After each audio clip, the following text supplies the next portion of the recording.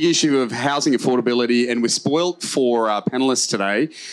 Starting from the very left, we've got John Minns, New South Wales Property Services Commissioner, or did that just change? Yeah, Strata. Is that right? Strata and Property. Strata and Property. You've got the nice mic. You're asking the wrong person, John, do you know what you do?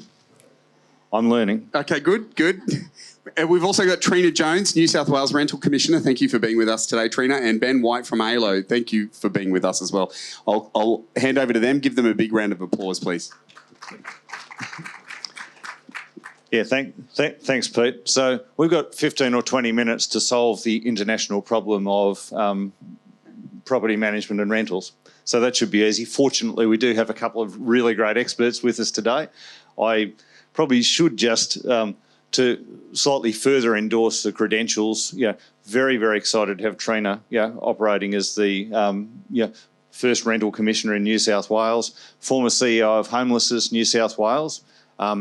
This incredible dynamic ball of energy and authority who's come in the last few weeks and largely transformed some of the stuff that's happening behind the scenes in the regulator, which is wonderful, but based on three important principles of fair, quality and affordable, Trina, for the rental market. So, that's all very important things. And I guess, Ben, we've seen you in a variety of formats, CEO and founder of ALO, but, it's not often we have real estate royalty on the stage, and the White family, many of you are aware of. Ben led property management, I think, for the Ray White Network as chief executive for a considerable period of time, and has a long and expert history of leading innovation in the sector. And I particularly like, Ben, on your website, the vision statement to make every investment a good home and every home a good investment. I'm just wondering if you could talk us through that a little bit. Yeah, thanks, John. So ALO is a property management platform, for those that don't know, and we help real estate agents, landlords, renters and so on all manage their relationship. And the mission statement you mentioned for us is founded on a core belief of mine, which I don't think if I could change one thing in this industry, if we change 5 things, one of them would be this belief that there's a warfare between the classes, landlord versus renter, property management versus the world, business owners versus rent property managers, of course, and every other combination, that there's a zero sum or certainly an impossibility to solve it. So our mission is fundamentally, leaving aside the words in it, reflects the idea that there is a win-win-win-win in this, and that's what we're searching for. Yeah, well, that's fantastic. And Trina, we talk about solving problems. You've brought a strong message of collaboration, but your view as to the number 1 or 2 problem that we're facing in the rental market at the moment. Yeah, thanks very much for including me today, and I'm very grateful to be here on the panel with Ben and John. When we think about the rental market, we have to understand that there's a lot of people that are under pressure right now. We know that renters are really doing it tough in terms of the cost of living and putting a lot of pressure on them in terms of being able to pay their rent and live their lives in a way that can be decent and thrive in their communities. But we also know that owner investors are under pressure as well. Right now, we've done a consultation in community and had over 16,000 responses and 400 long form submissions, and all of that feedback from community is telling us that there's a lot of fear, there's a lot of concern, people are under a lot of pressure.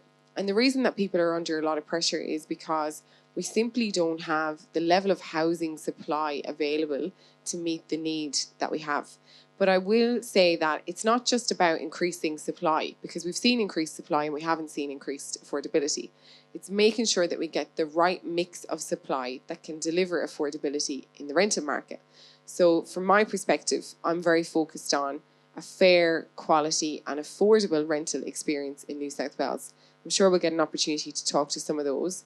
But on the subject of affordability, for me that looks like investment in social and affordable housing, and also supporting institutional investment or an institutional investment framework that can help us have more diversity of supply in the market in terms of rental market, and also help homes be affordable to live in. So for this group, some of the things that we're thinking about is a portable bond scheme, which would largely be a technology solution that can help people transfer one bond to another. But I'm also very interested in having conversations about homes that are affordable to live in, and how can we know what it costs to live in our home? Like, what is the technology available to us?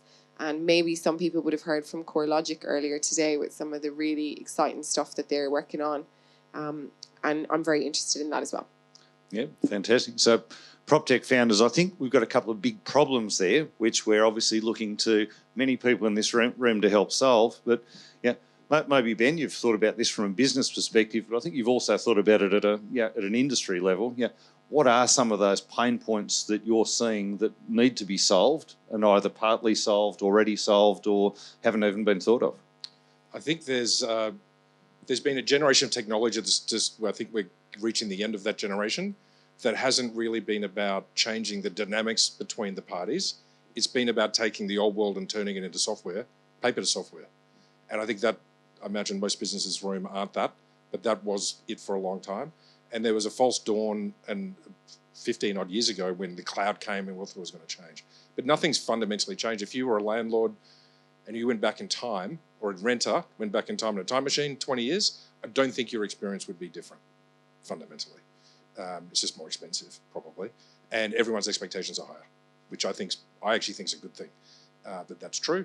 And so ultimately, I think as an industry, what we need to be doing is demanding, I speak as real estate to PropTechs, real estate industry should be demanding a lot more from PropTechs, and PropTechs need to really understand the dynamics. It all looks easy from the outside.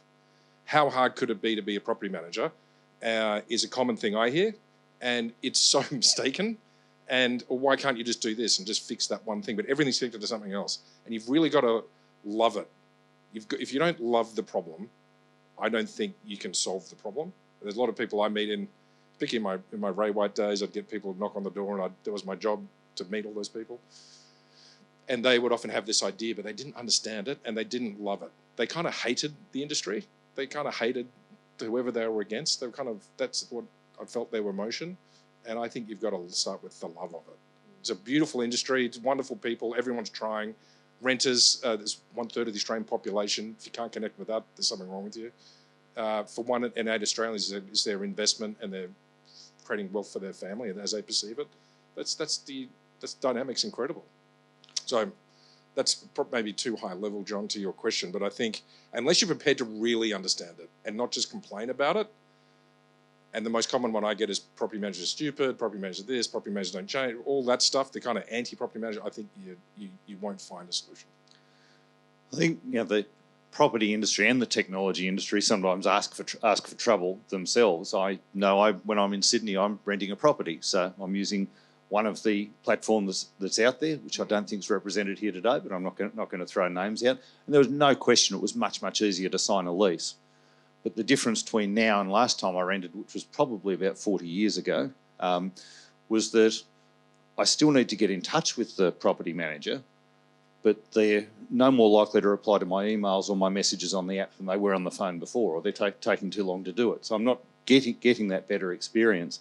And I guess you've been looking at a lot of experiences, and you've heard from over 16,000 people about some of the things that they're dealing with, Trina. What are some of those things where it should be obvious that technology could help and improve things, such as privacy or communications or otherwise? What sort of things are you observing where it could make a real difference and a step change quickly?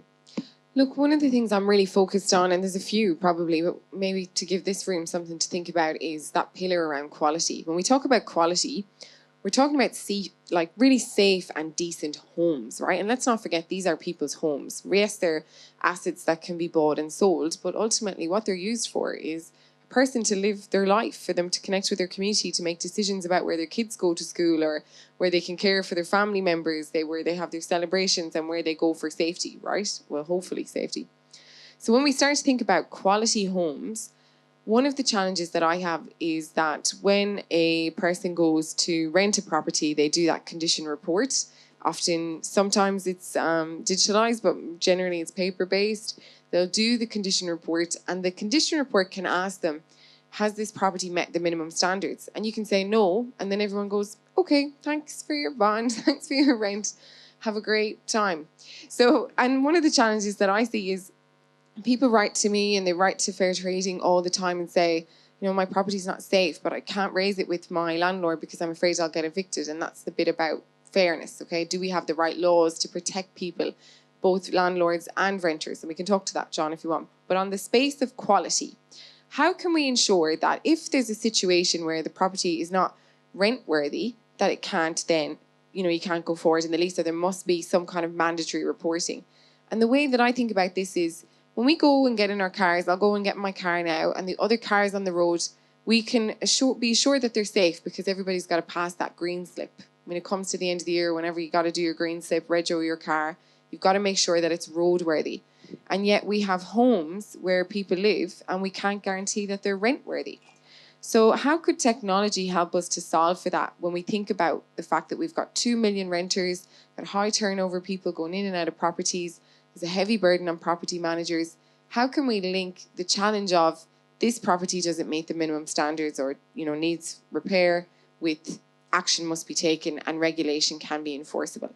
So I'm very interested in that. And if people have ideas, please get in touch. We're sort of talking about that digital filing cabinet, aren't we? You know, we've translated the manual to the digital, but haven't necessarily improved on that. So I guess I'm thinking, Ben, when we're talking about an inventory and condition report, that's reported, it exists. It's often in digital form these days, but yet it probably sits in its own silo.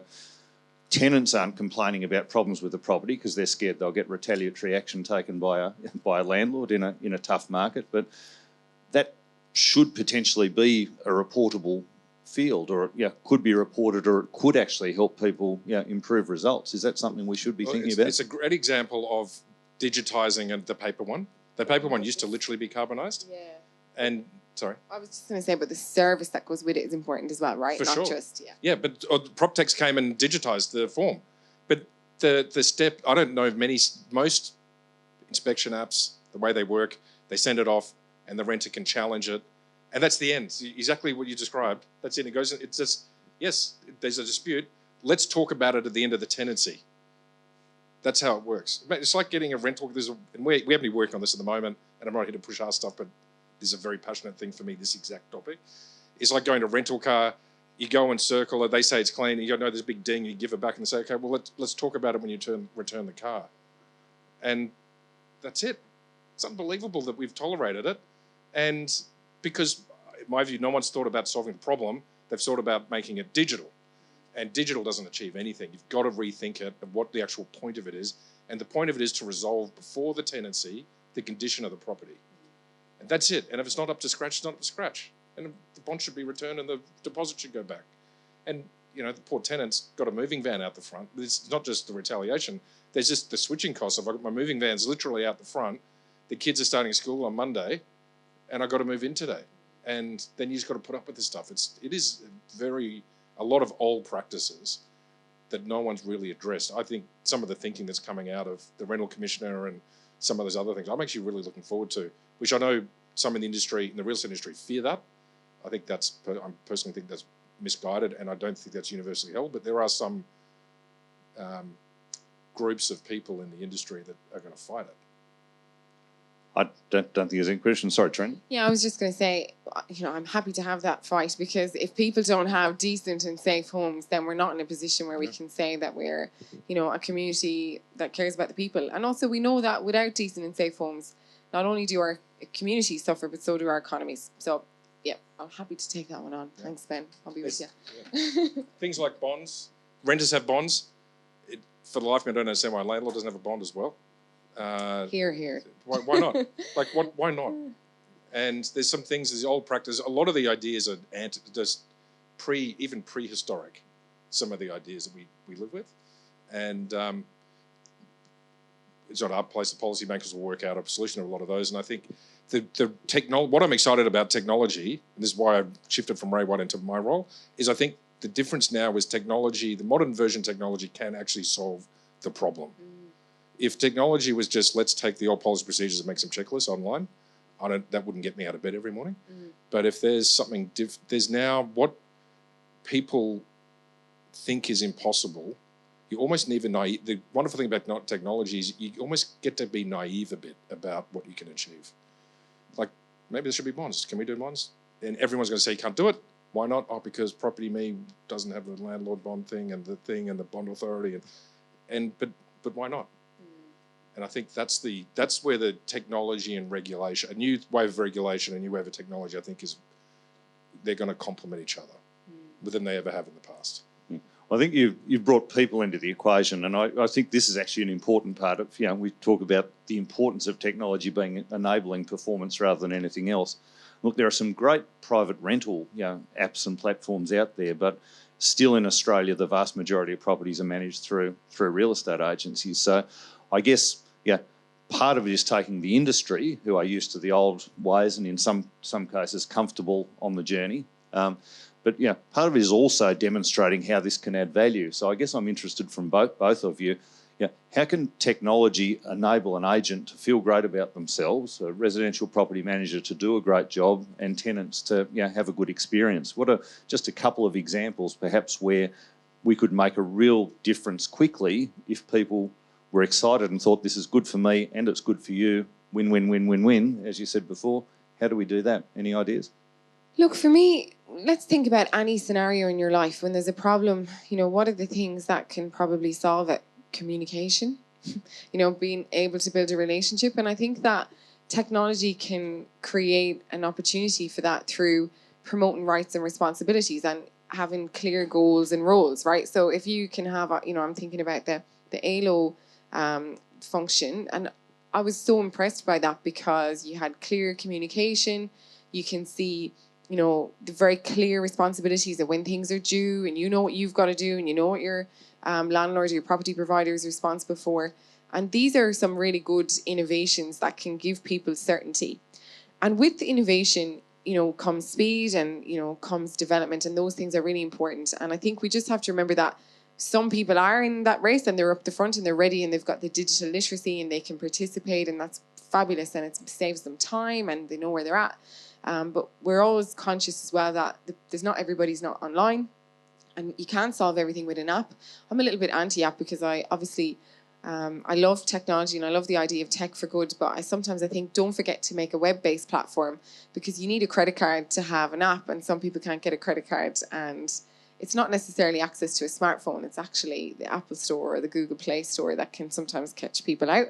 So something to bear in mind. But love the idea of being able to not only digitalize paper-based forms, but how can we build service in so that you have clear goals and roles, so the tenant knows what they're responsible for, they know what their landlord's responsible and accountable for, and then they can actually work towards those mutually beneficial outcomes.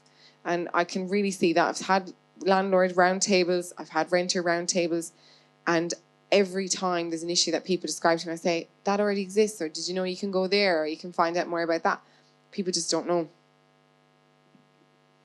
Anything to add to that, Ben? Yeah, I wholeheartedly agree with that. One of the things we've seen, we've got a built-in two-way messaging system between various parties, and we've recently started publishing response times. And so property managers love read receipts on renters, and we say, that's great, so you'll be read receipted as well. And that's a problem. And so now that's the deal. If you want to get read receipt, that's the transparency.